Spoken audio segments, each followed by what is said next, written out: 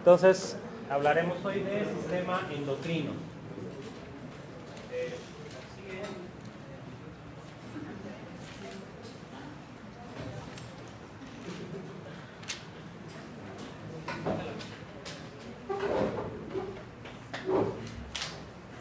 Bien.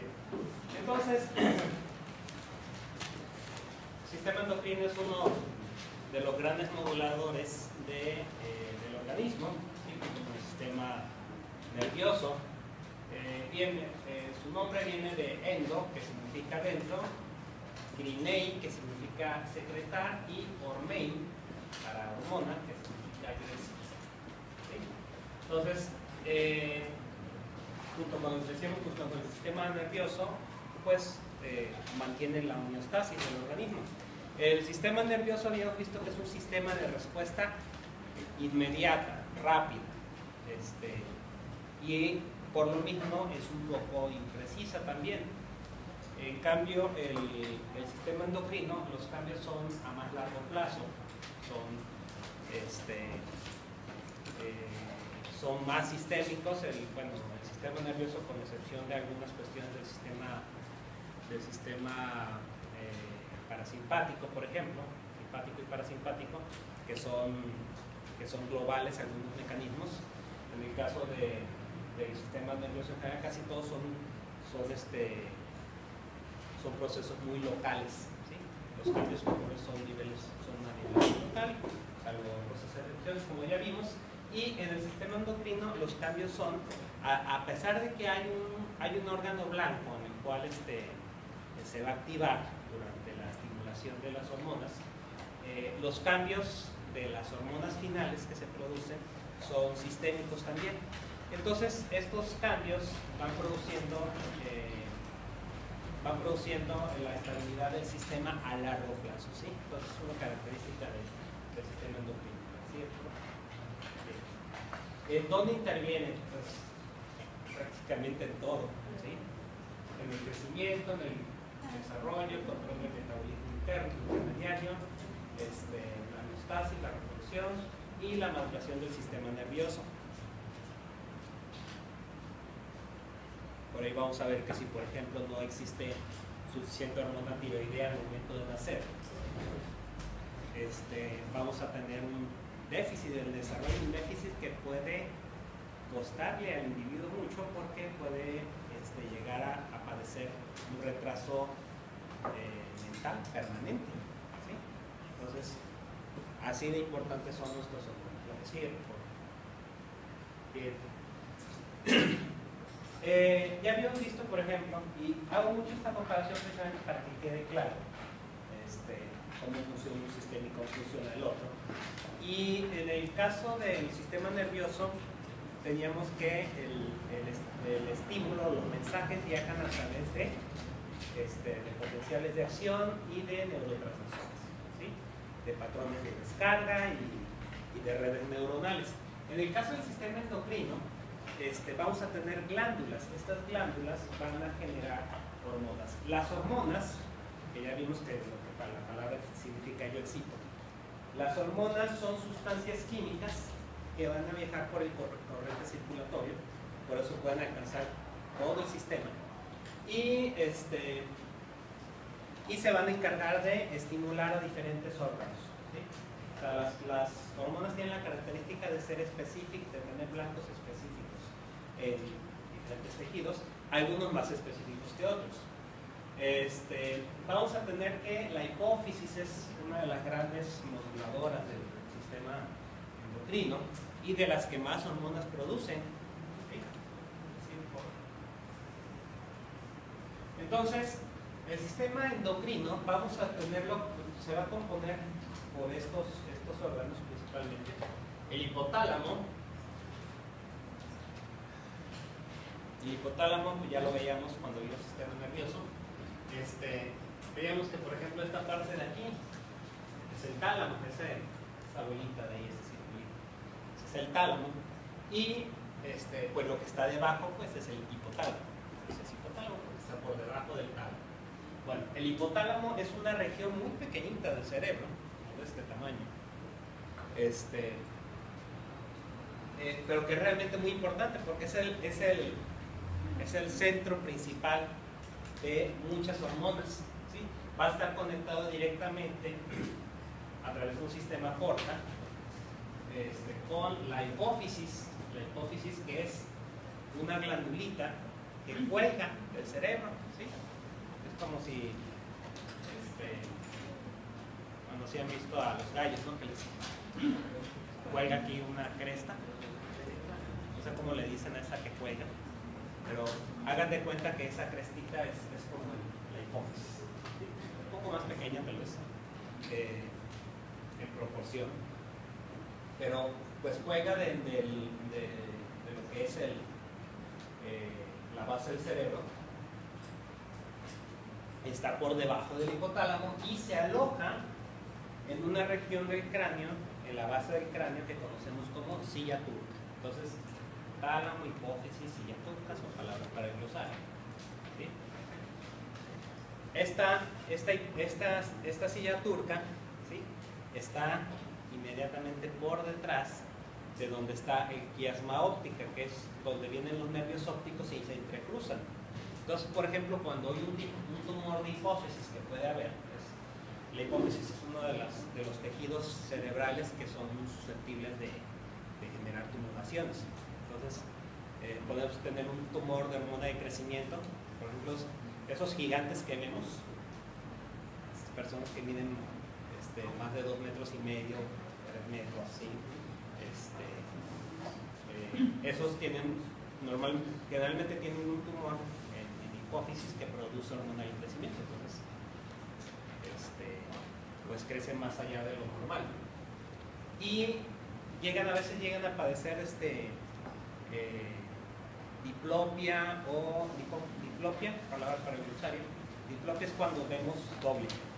Cuando no puedes enfocar que vemos doble. O podemos tener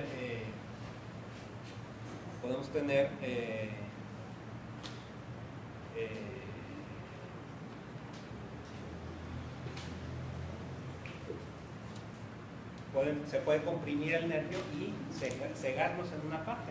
¿Sí? Se me fue ahorita la palabrita.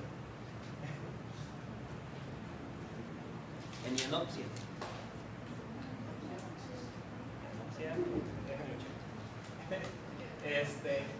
Entonces, ese tumor puede comprimir y puede causar estos síntomas, ¿no?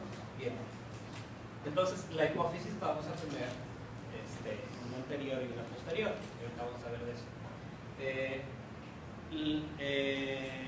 Además vamos a tener, bueno, el hipotálamo y la hipófisis van a producir hormonas liberadoras y estimulantes. Ahorita vamos a ver eso también. Y lo que está por acá ya son órganos que son órganos blancos, ¿sí? O sea, los regidores es como el rey y el virrey, ¿sí? El hipotálamo y la hipófisis son virrey y virrey. Y luego pues acá son las colonias, ¿sí? Entonces, tiroides, suprarrenales, gónadas y el páncreas endocrino son órganos blancos. En el caso del páncreas, bueno, el páncreas endocrino no está ligada al eje hipotálamo-hipófisis, sino que se rige por las concentraciones de glucosa. Bueno, hay otras hormonas involucradas. Cuando veamos páncreas endocrino lo vamos a ver por detalle. Pero en el caso de la tiroides, suprarrenales y la gónada, ¿no?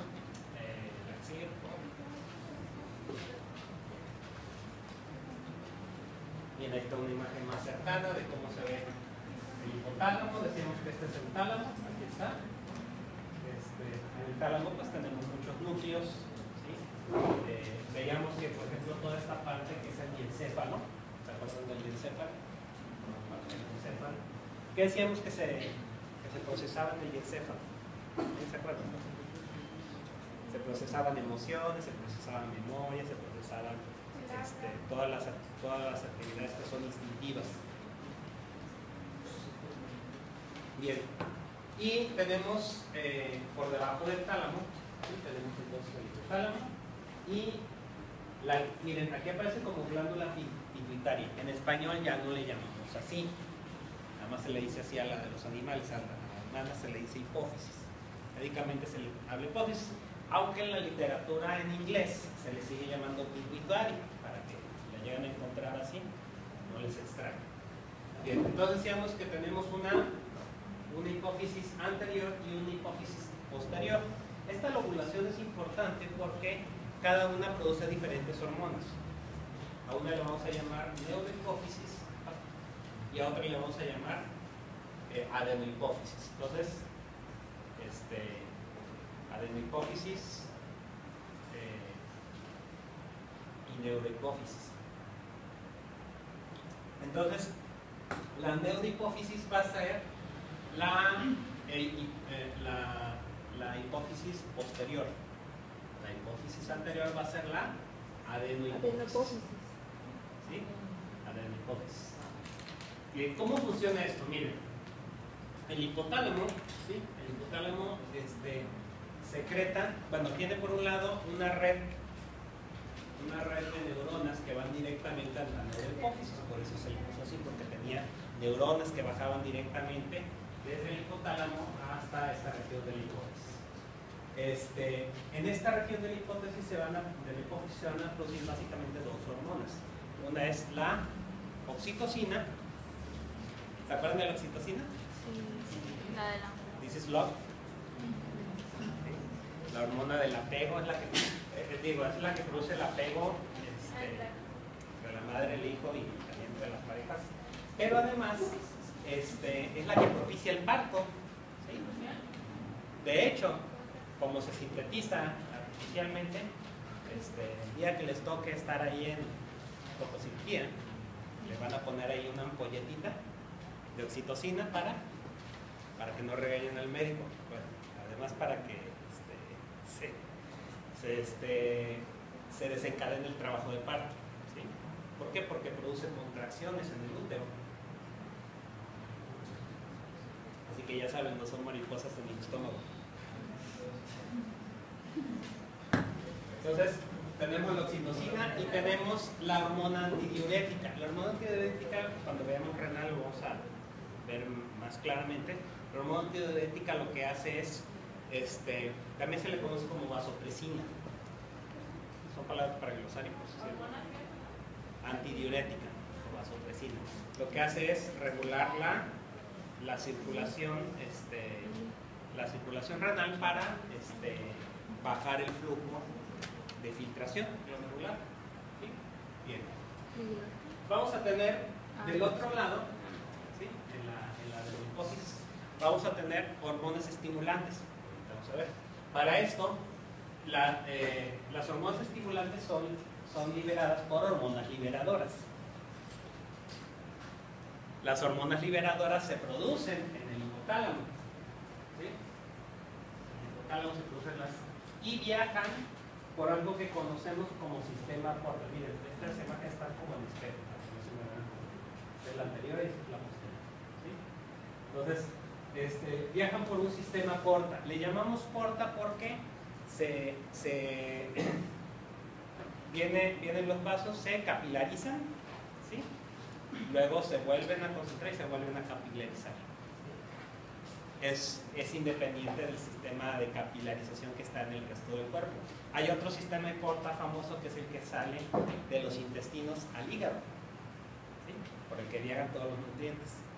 Entonces, sistema porta, palabra para el glosario.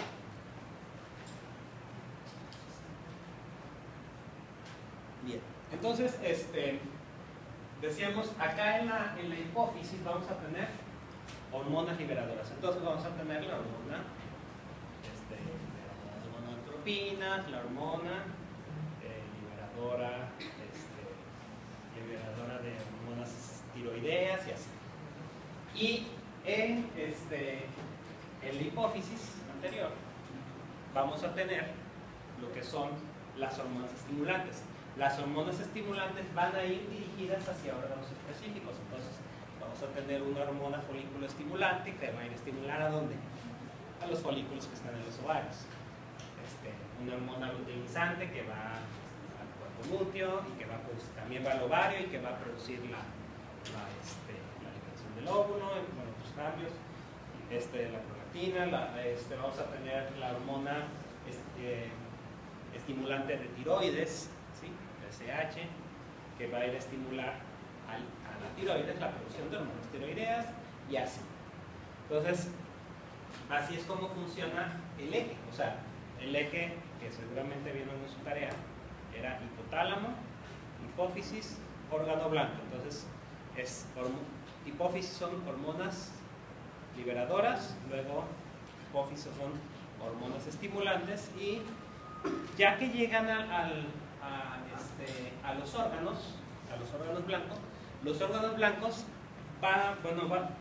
ocurren dos cosas. Hay una respuesta biológica de diferentes características, puede haber cambios morfológicos, ¿sí? O puede haber producción de otras hormonas, ¿sí? Entonces, por ejemplo, vamos a tener que en el ovario se produce estradiol, los estrógenos famosos, progesterona también. En el caso de los hombres se produce testosterona, ¿sí?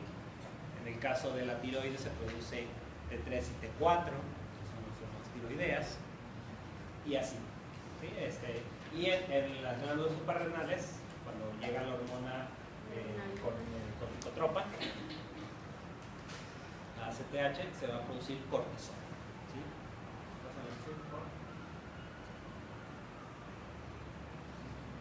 Ahí está. Entonces, decíamos, viene la secreción, ¿sí?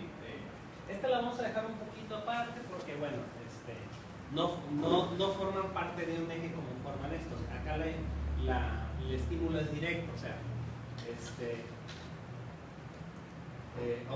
decir, no hay una producción acá de más hormonas, sino que aquí hay solamente una respuesta biológica. Ya hablamos de la hormona antidiurética y de la oxitocina, ¿sí? Por este otro lado, vamos a ver, por ejemplo, la prolactina produce leche, la gonadotropina, hormona folículo estimulante, hormona luteinizante, van a ir a las gónadas, ¿sí? Van a estimular la producción de hormonas sexuales, la tirotropina o hormona estimulante de tiroides, es TSH, va a estimular la producción de hormonas tiroideas. Luego tenemos la adenocorticotropa o ACTH, son palabras para el glosario, por cierto. Va a producir cortisol, y la somatotrofina, que bueno, va a ir a estimular el crecimiento de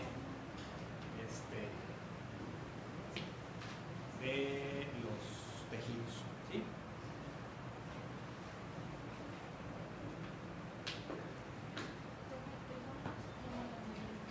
¿Perdón? Es que en los que yo hice es como el conjunto,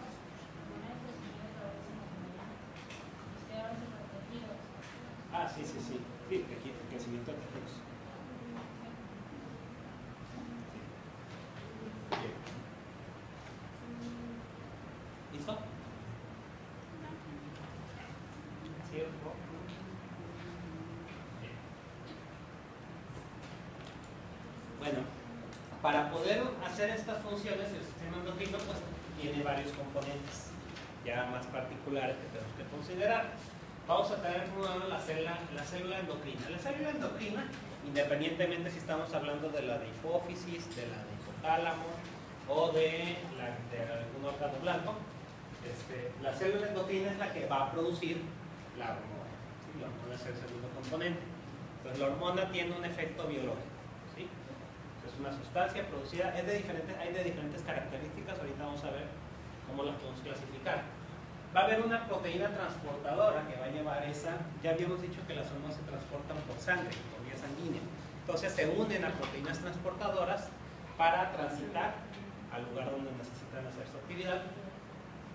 Vamos a tener, en todos los casos, vamos a tener un receptor. Y esto es muy importante. ¿Se acuerdan que, por ejemplo, los neurotransmisores que eran liberados por el impulso eléctrico de la neurona, los neurotransmisores, para poder regenerar el impulso eléctrico en la siguiente neurona, se unían a un receptor canal, ¿se acuerdan? Ese receptor, al momento que se le unía el neurotransmisor, abría los canales y producía nueva protección. Bien,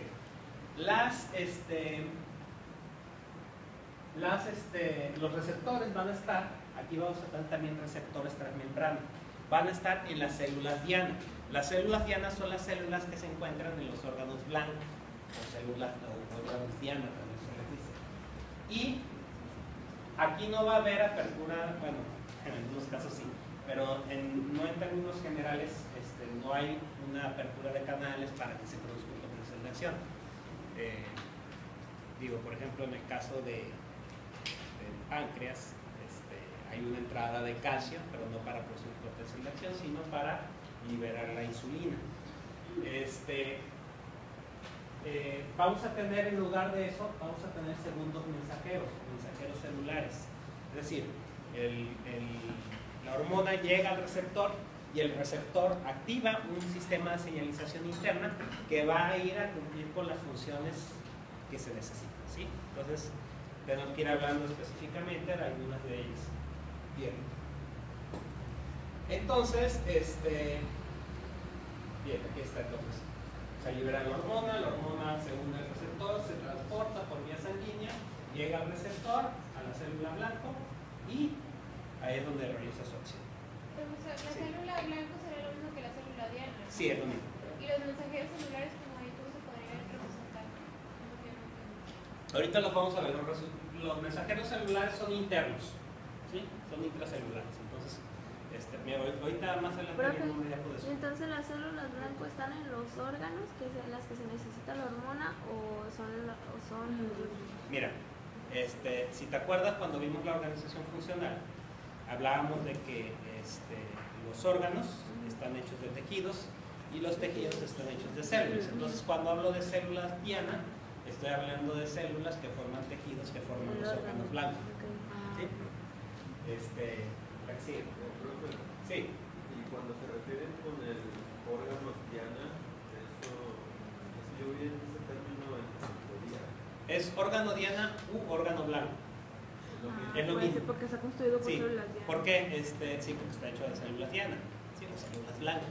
Es que blanco y diana, no hablo de blanco de color, sino de blanco como del tiro al blanco, ¿sí? Que también se le dice diana. Son sinónimos. ¿Sí? Bien. Vamos a tener entonces, por el tipo de estimulación, por ejemplo, esta es la forma clásica, que está en un lugar la célula endocrina y la célula blanco o diana está en otra parte del sistema. Bien, no siempre es así. Vamos a tener, por ejemplo, que el tipo de estimulación va a ser endocrina cuando viaja a través de la sangre, que es la forma clásica, ¿sí? Vamos a tener que es neuroendocrina cuando es una neurona la que está involucrada, ¿sí? Cuando hay una neurona involucrada en la producción de las hormonas, entonces le llamamos neuroendocrina. O cuando hay una estimulación, como ya vimos en la hormona antidiurética, que hay una estimulación directa de una neurona, ¿sí? Pues esa es la neuroendocrina. Luego vamos a tener la que es la paracrina o paracrina.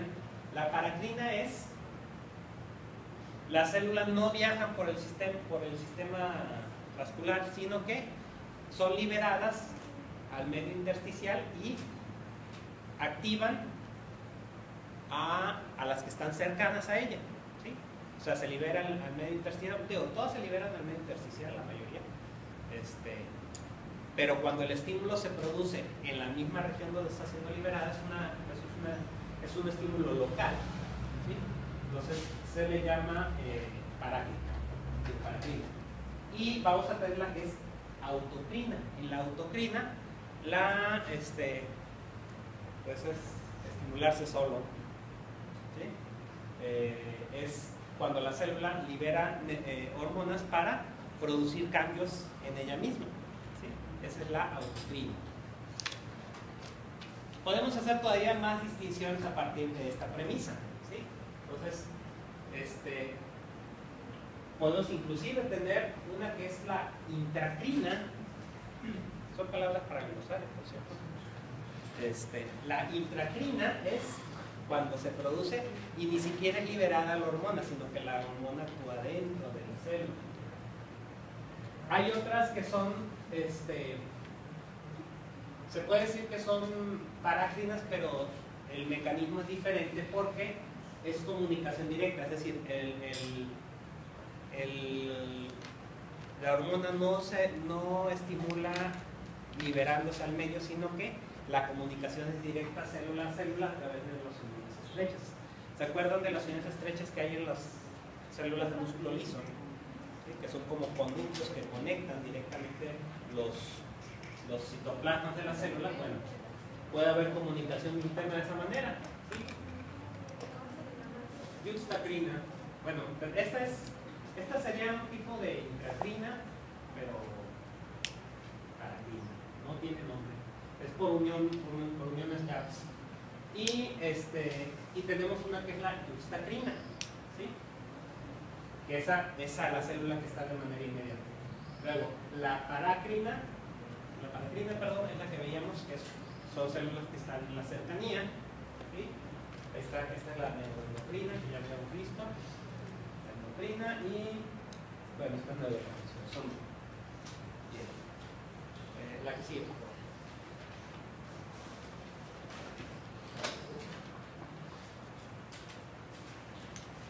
Bueno, esta es una definición de hormona. ¿Sí? Son sustancias, finalmente son sustancias químicas. Tenemos de diferentes tipos, algunas que son proteicas, algunas que son esteroideas, ¿sí? Y pues también de eso va a depender su función. Entonces, una característica de las hormonas es que se requiere de una cantidad muy pequeñita. Digo, no estamos hablando de concentraciones homeopáticas, pero sí son concentraciones de pocos miligramos, ¿sí? Pocos miligramos por decilitro liberados al torrente circulatorio son suficientes para causar el estímulo necesario o que necesitamos para tal cual función. ¿Sí? Bien. Entonces, teníamos que hay hormonas que son locales, ¿sí? Estas que son locales quiere decir, bueno, son de actividad paracrina, ¿sí? O que actúan en inmediaciones, ¿sí? Como la secretina, la colecistocinina. La colecistocinina se libera estimula la vesícula biliar para que se contraiga. La acetilcolina, que ya lo veíamos como parte del sistema autónomo, ¿sí? Y del sistema muscular. Y tenemos algunas que son liberadas al sistema y que pues actúan prácticamente en todo el organismo, ¿sí? Entonces, las catecolaminas como la adrenalina, la noradrenalina, la hormona del crecimiento y la hormona tiroidea.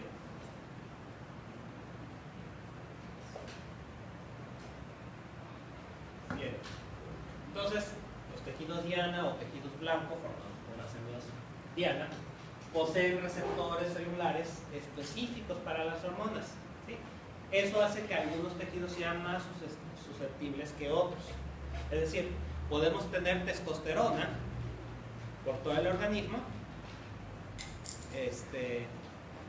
y bueno, no va a actuar en todos o va a tener diferentes acciones en diferentes partes, ¿sí?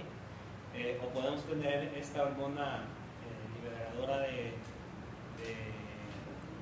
la folícula estimulante y pues prácticamente, digo, sí tiene acción en todo el cuerpo, pero el sitio más importante es a nivel de ovario, ¿sí? Para la producción de estradiol.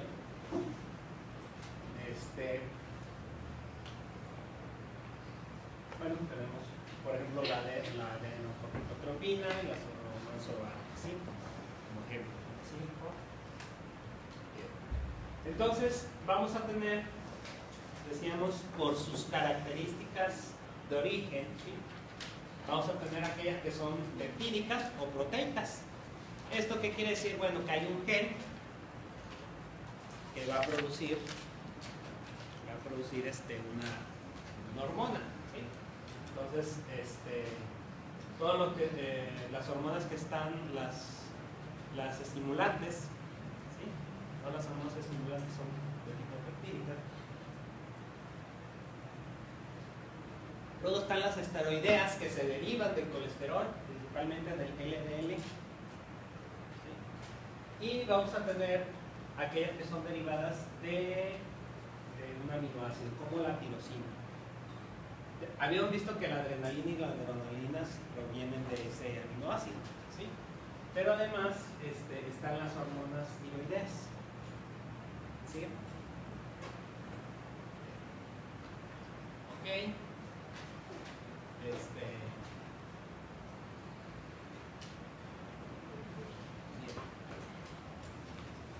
Entonces, las que son proteicas, muchachos, ahí están. En el hipotálamo están las hormonas liberadoras, apúntelas.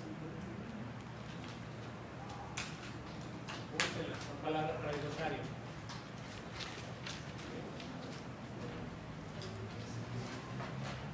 Hipotálamo, ya habías dicho que no es espiritual, es una hipótesis. ¿Sí? Las estimulantes, ¿perdón? Peptídicas. Son peptídicas. Todas estas son de tipo peptídico. Bueno, ya todos conocen al doctor Tene, ¿no? La mayoría ya pasó con él de su tutoría.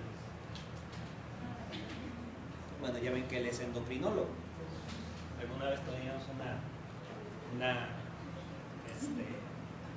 disertación, debate de quién controlaba el organismo, quién controlaba nuestros impulsos y todo. Y él decía que el gran gobernador del organismo era el sistema endocrino, como un endocrinólogo. Pero decía que no, que eran los genes. Finalmente los genes, por lo menos para el caso de las hormonas peptídicas, pues son las que están realmente coordinando cuándo se liberan, en qué momento se liberan, ¿sí?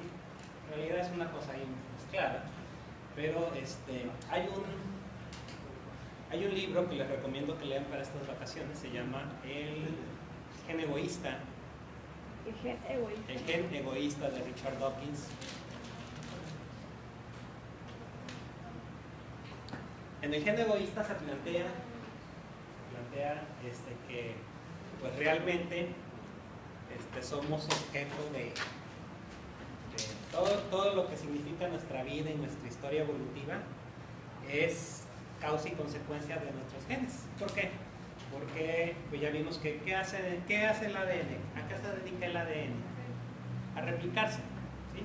El ADN busca todo el tiempo replicarse y pasar a la siguiente generación, ¿sí?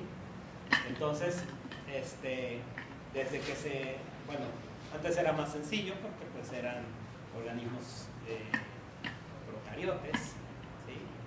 Y la división era por bipartición, entonces era algo muy sencillo. Pero desde que se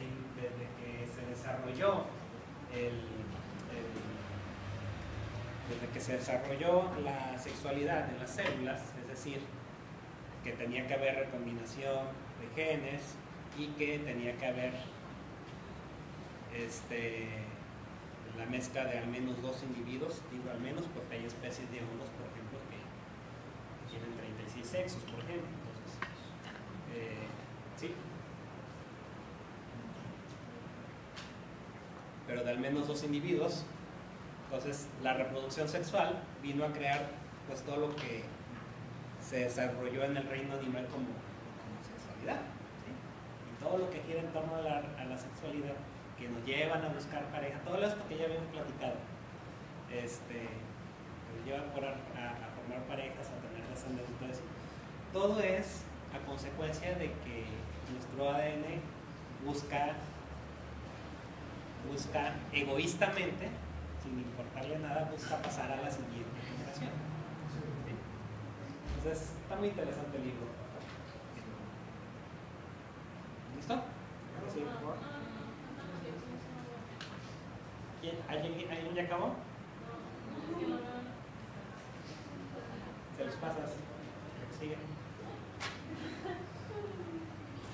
Bien, entonces cuando hablamos de hormonas péptidas, obviamente hablamos de que hay un gen involucrado, ¿sí?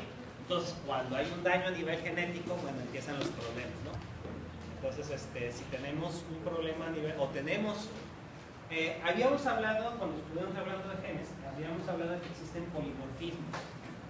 Los polimorfismos que comienzan siendo mutaciones en nuestro genoma y que si esta variación no representa esta modificación no representa un peligro inherente para el individuo, pasa a la siguiente generación, ¿sí? Entonces, estos cambios, estas pequeñas modificaciones se van quedando, pero pueden significar una ventaja o una desventaja. Entonces, por ejemplo, creo que, no sé si lo mencioné, por ejemplo, nosotros como raza mestiza hispanoamericana, ¿sí? Tenemos ciertos polimorfismos que nos predisponen, por ejemplo, al desarrollo de diabetes mellitus tipo 2. ¿Sí? Las personas de raza negra, por ejemplo, están más predispuestos al desarrollo de cáncer de próstata. ¿Sí? Los japoneses están muy predispuestos, además de que se toman los caldos hirviendo, al desarrollo de cáncer de esófago. ¿Sí? Y así nos podemos ir. Pero entonces estos polimorfismos pueden generar no solo hormonas, también receptores que pueden ser ligeramente diferentes, y eso puede modificar a veces sustancialmente la función de una hormona o de su receptor. ¿Sí?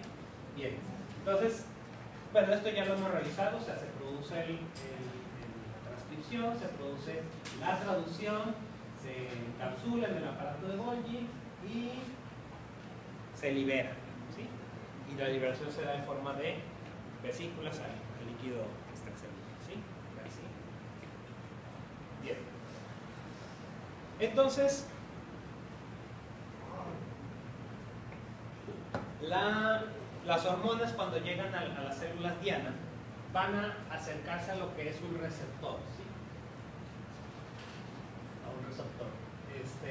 Este receptor, ahí dice hormona, digamos que la pelotita roja es la hormona. ¿Sí? Lo que está en verde es el receptor. Decíamos que el receptor va a ser un receptor transmembrana, es decir, que atraviesa toda la membrana. Y los dominios que se encuentran en la región intracelular van a activar a una serie de segundos mensajeros.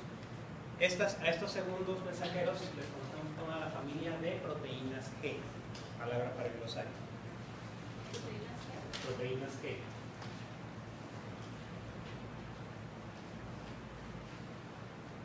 Bien. Vamos a tener una hormona llamada la adenilciclasa, palabra para el glosario. Y uno de los segundos mensajeros que se activan a través de la proteína G, o de la familia de proteínas G, es el AMP cíclico. AMP cíclico, palabra para el glosario. ¿Sí? AMP cíclico. Cuando vean una AMP con una C aquí o de este lado, es una AMP cíclico. Que puede estar en forma activa o inactiva, y bueno, el AMP cíclico va a desencadenar todavía otra serie de cascadas. Nos vamos a quedar aquí porque no es el objetivo de la clase que veamos todas las cascadas de señalización, que son muchas, tampoco me las sé, entonces sería mucho material para trabajar. ¿Sí? Entonces, pero lo importante sepan es hasta ahí, o sea, que el AMP cíclico sirve como segundo mensajero y desencadena. Claro que cada célula, o cada tipo de célula, mejor dicho, cada tipo de célula va a tener una cascada de señalización específica para cada efecto biológico que queramos. ¿Sí, por favor? Bien. Aquí está, este es otro modelo de proteína C, ¿sí? A través de las fosfolipasas. Y también aquí se va a activar una que se llama la proteína sinasa. Proteína sinasa C. ¿Sí? Y bueno, la respuesta celular que viene hasta el fondo generalmente se refiere a la activación de genes. ¿Sí? Esta activación de genes pues va a tener también diferentes vertientes. Puede ser la producción de de otra proteína, de otra hormona, o puede ser la activación de citoesqueleto, puede ser la activación de formación de diferentes estructuras, ¿sí? En fin, o sea, las posibilidades son casi infinitas. ¿Sí, por favor? Bien. Ahora vamos a ver las esteroideas. Son esas, apúntelas por favor. Y son palabras para glosar.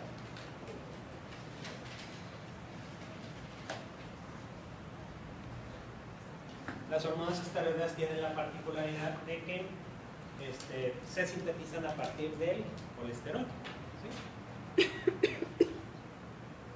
A partir del colesterol.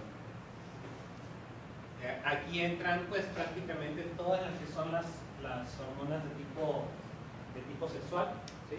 La testosterona, los estrógenos, la progesterona.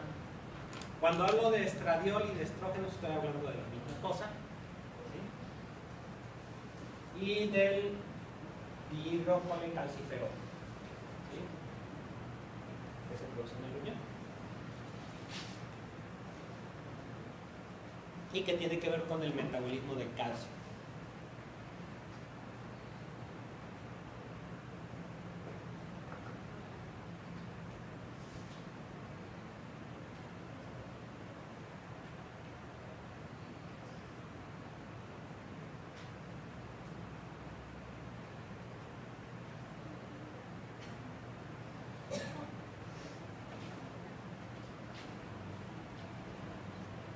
¿Listo?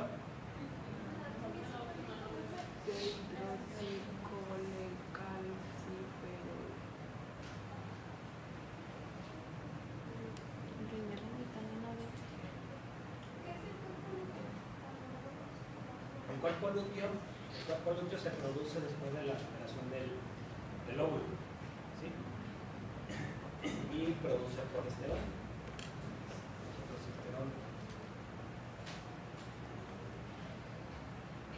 Profe, Hey. el 1.25 de hidro... Bueno, ¿esa es vitamina D? Sí. Vitamina B.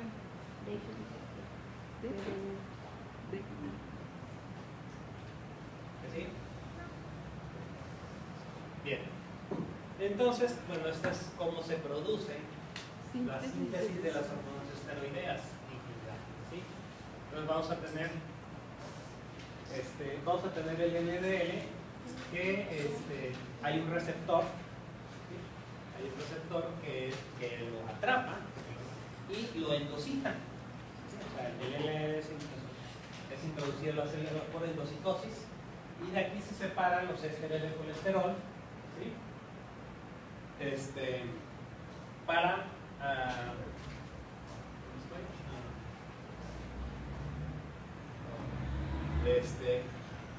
y a partir de aquí, bueno, el colesterol se envía a la mitocondria y de ahí se empieza la pregnenoloctona, ¿sí? Y a partir de ahí es de donde se empieza ya las diferentes vías para producir las diferentes hormonas.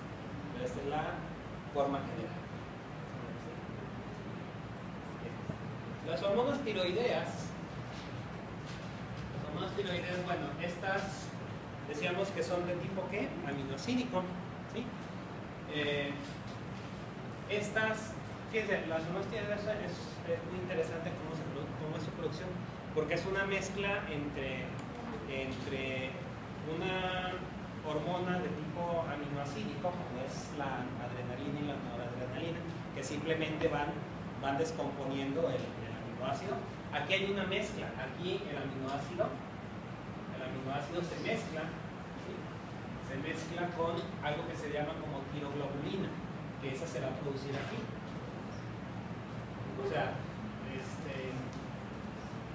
vamos a tener la tiroglobulina que se va a producir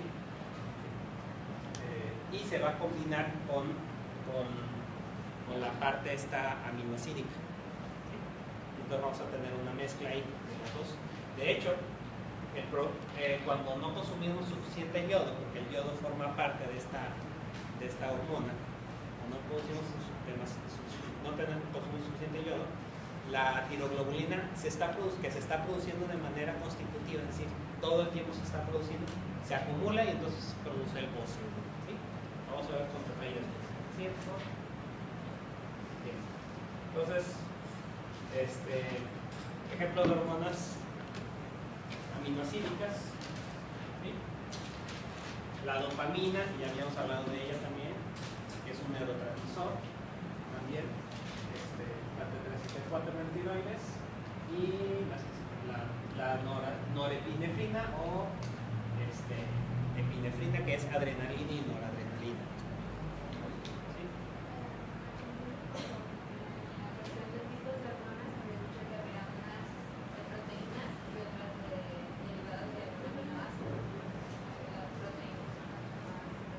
Ah, sí. La diferencia es que en el caso de la persona amino es que se utiliza el aminoácido, se degrada el aminoácido, los componentes del aminoácido como la hormona.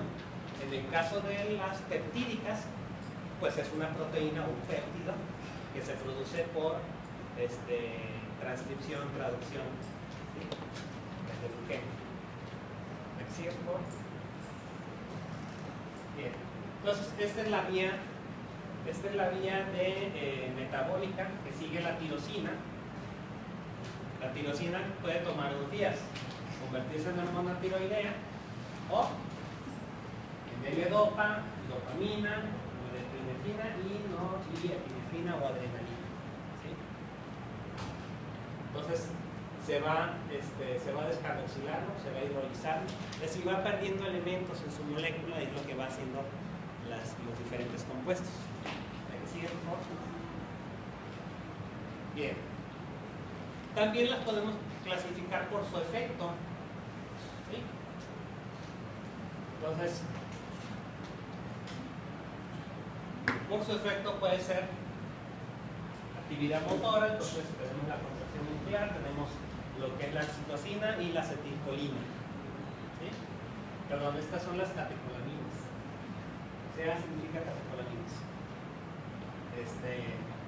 Entonces, decía pues que la oxitocina es la que desencadena el parto. ¿Sí? Podemos tener algunas que se utilizan para el almacenaje de energía, entonces forman parte del metabolismo intermedio. Tenemos el glucagón, los glucocorticoides y la epinefrina.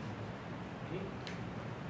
Luego tenemos que participan en la homeostasis, metabolismo de agua y electrolitos. Entonces tenemos la hormona antidiurética, la aldosterona, la calcitonina, ¿sí?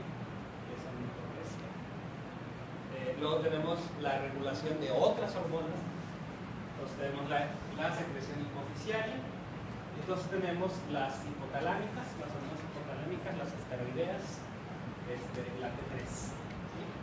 Y aquellas que se dedican al crecimiento y desarrollo de los tejidos. Entonces, todas las que participan, por ejemplo, en el crecimiento, en el desarrollo de las características sexuales secundarias, ¿sí? Y la maduración del sistema nervioso, pues tenemos la hormona del crecimiento, la hormona estimulante de folículos, la LH, los esteroides. También tenemos ahí pues ya las que se producen a nivel de gónadas. ¿Sí? Bien. Y tenemos otra clasificación, y esta es por sus características bioquímicas. Entonces tenemos que las podemos clasificar por solubilidad, y pueden ser hidrosolubles o liposolubles. ¿Sí? Por su variabilidad en la escala animal. Las que varían, que son las peptitas. ¿Por qué las peptitas varían? ¿Alguien me dice? Por las mutaciones. Si cambia, ¿sí? Si va mutando el gen que produce cierta proteína, pues con el paso de las generaciones va a ir cambiando. De hecho, por ejemplo, una de las hormonas que más se ha utilizado para para seguir la línea evolutiva de algunas especies, es por ejemplo la hormona del crecimiento. ¿Sí? La hormona del crecimiento se ha visto cómo se ha ido estudiando cómo ha ido cambiando a lo largo de las generaciones, y hay una característica. Esto me lo platicaba un profesor que se dedicaba a ese estudio. Me decía que si por ejemplo tú usas una hormona de crecimiento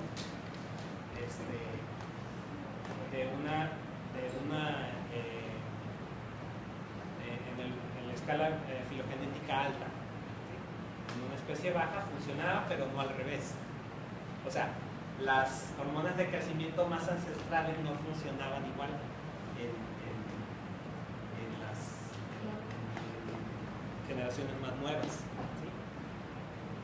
Estoy hablando de especies. Y las que son invariantes, pues, por ejemplo las esteroideas, ¿por qué? Porque el proceso se mantiene, ¿no? Si son de secreción pulsátil, si son prohormonas o si son proteínas transportadoras. Esa es una clasificación bioquímica. Pulsátil es, podemos tener secreción que es por pulsos, ¿sí? O sea que se produce y se detiene, se produce y se detiene. O puede ser continuo. La producción puede ser continua. Salud. Sí. Bien. Y con esto vamos a terminar. Vamos a tener para esto, y esta es una característica muy importante del sistema endocrino. El sistema endocrino se maneja en base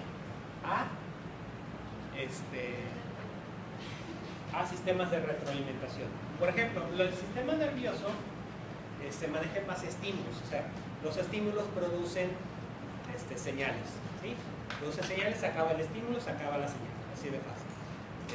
No hay algo que esté realimentando el sistema. En el caso del sistema endocrino, sí, tenemos dos tipos de sistemas: los de retroalimentación negativa y los de retroalimentación positiva. Entonces, un ejemplo de retroalimentación negativa, bueno, casi todos son de retroalimentación negativa.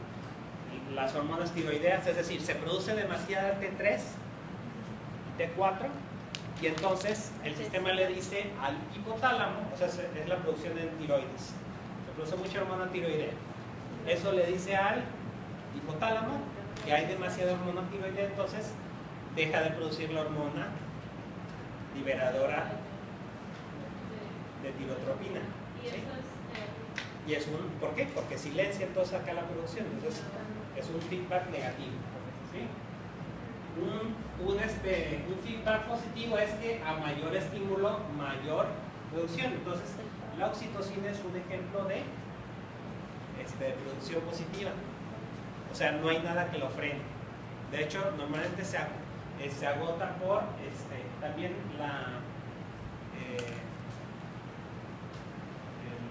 el caso de la insulina también es positivo, nada más que ahí va a tener una hormona que va a contrarrestar, que es el glucagón. ¿Sí?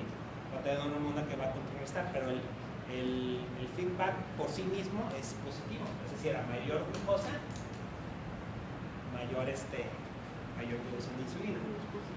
Bien, entonces esto es lo que lo tengan en mente, porque como nada vamos a decir, en el caso de la tiroides o en el caso de las hormonas sexuales, el feedback es negativo, ¿no?